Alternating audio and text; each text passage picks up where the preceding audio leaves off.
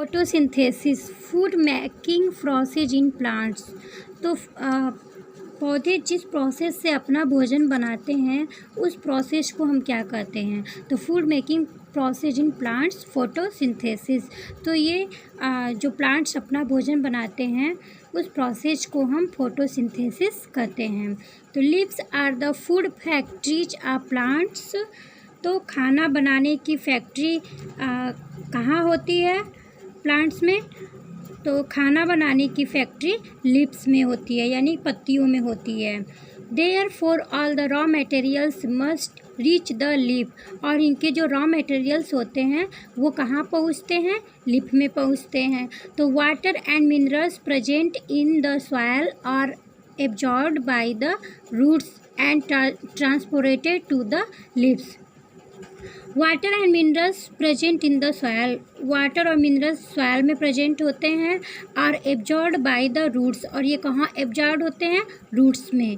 Transported to the leaves. और ये पत्तियों तक पहुँचते हैं। Carbon dioxide from air is taken in through the tiny pores present on the surface of leaves. तो through the tiny pores present on the leaves surface of leaves. तो ये जो टाइनी पोर्स क्या होते हैं? जैसे कि आप यहाँ देख सकते हो कि जैसे ये आपका लिफ हुआ, ये आपका लिफ है। तो क्या है कि ये जो लिफ होते हैं इसमें छोटे छोटे पोर्स होते हैं। पोर्स मीन्स क्या होता है? इनको पोर्स बोला जाता है। पोर्स मीन्स होता है छिद्र। तो क्या होता है कि ये जो लिफ में होते हैं सरफेस छोटे छोटे जो पोर्स होते हैं ये क्या करते हैं कि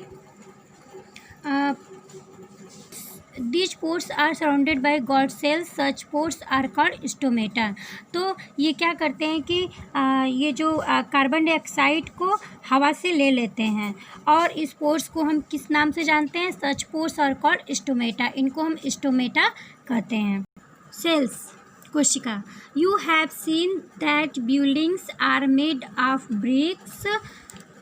Similarly, तो हम लोगों ने देखा है कि ये जो बड़ी बड़ी बिल्डिंग्स होते हैं ये किसकी बनी होती है? तो मेड ऑफ ब्रिक्स, यानी कि ये जो बड़ी बड़ी बिल्डिंग्स होती हैं ये ईंटों की बनी होती हैं, ब्रिक्स की बनी होती हैं। Similarly the bodies of living organism are made of tiny units called cells. तो ये जो ऐसे ही जो लिविंग ऑर्गेनिज्म होते हैं ये हमारे यूनिट्स सेल्स से बनी होती हैं, मतलब टीनी यूनिट से बनी होती हैं, इनको हम सेल्स कहते हैं।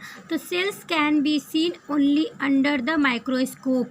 सेल्स को हम माइक्रोस्कोप से ही देख सकते हैं केवल। Some organism are made of only one cell.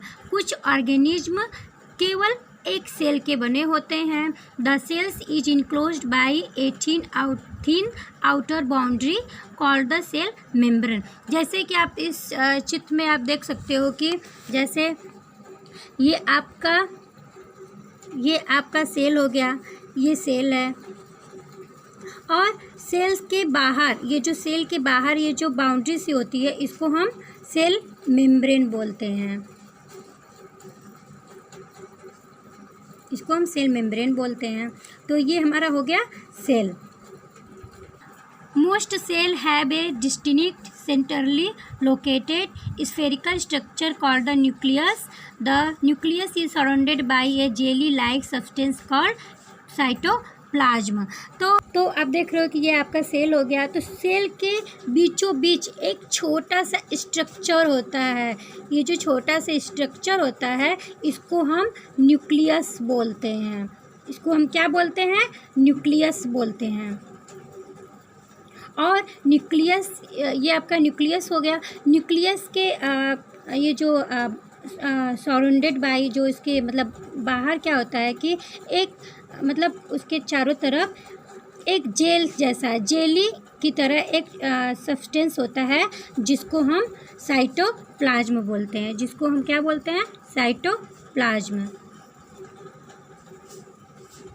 Water and minerals are transported to the leaves by the vessels which run like pipes throughout the roots.